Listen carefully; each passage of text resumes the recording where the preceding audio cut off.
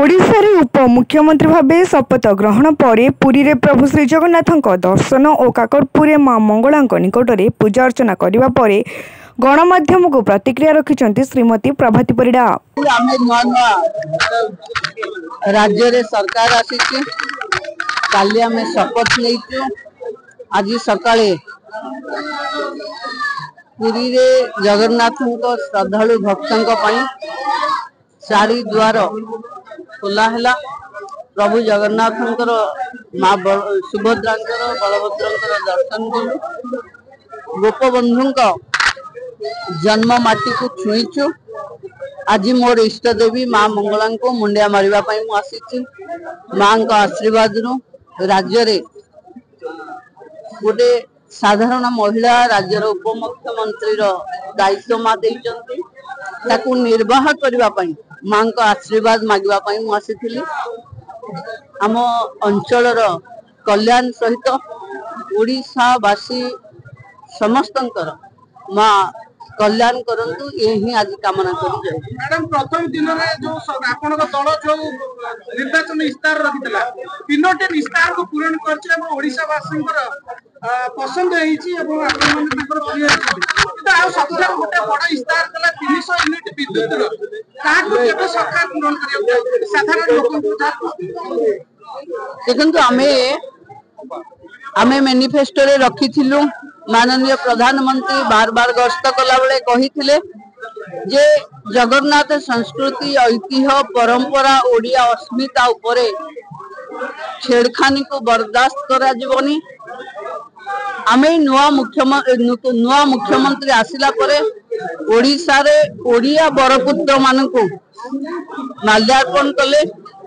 प्रभु जगन्नाथ पाई 500 कोटी टंकार corpus fund Shrimandir दिगला एवं प्रभु निर्देश रे चारि द्वार खोला है। भक्त मान धानर खरीफ और रबी धानर मूल्य 3100 टंका क्विंटाल पिछा धार्य करागला।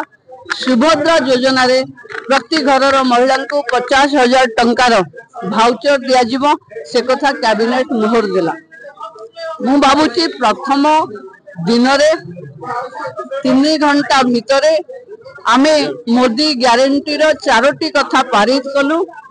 आमे सब साधारण लोक पार्टी हमको मुख्यमंत्री उपमुख्यमंत्री करिछि।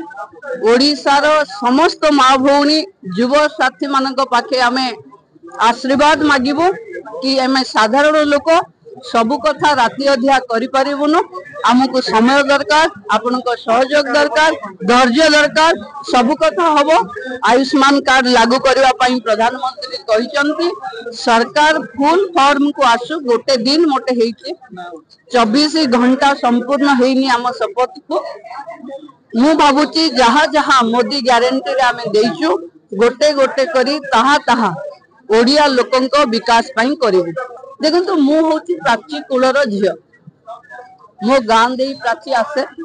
आज मो बापा नहांती प्राची उपरे अनेक रिसर्च करिथिवा त्रिलोचन पंडित त्रिलोचन कर मते बहुत फोन कर जेहेतु माँ का आशीर्वाद रु मो उप मुख्यमंत्री भावे दायित्व नहीं मु निश्चय मो माटी पाई मो गाँ पाई मो नदी पाई ये केमती लोकादृत हम लोक मैंने जानवे। पुण्यतया प्राची जे गंगा ठू भी 100 वर्ष बड़ बोली आमे पिलादिन शुणीचु। से प्राची नदीर कूले कूले जेते सबू ऐतिह्य अच्छे तार पुनरुद्धार करवा मोर दायित्व हम। माँ जेतबेले जगत पई सहार तांको निर्देश रे जहा जेतबेले करवा को पड़िबो आम सरकार सब करिवो। काकटपुर ज्ञानरंजन विश्वाल को रिपोर्ट तीर्थक्षेत्र लाइव।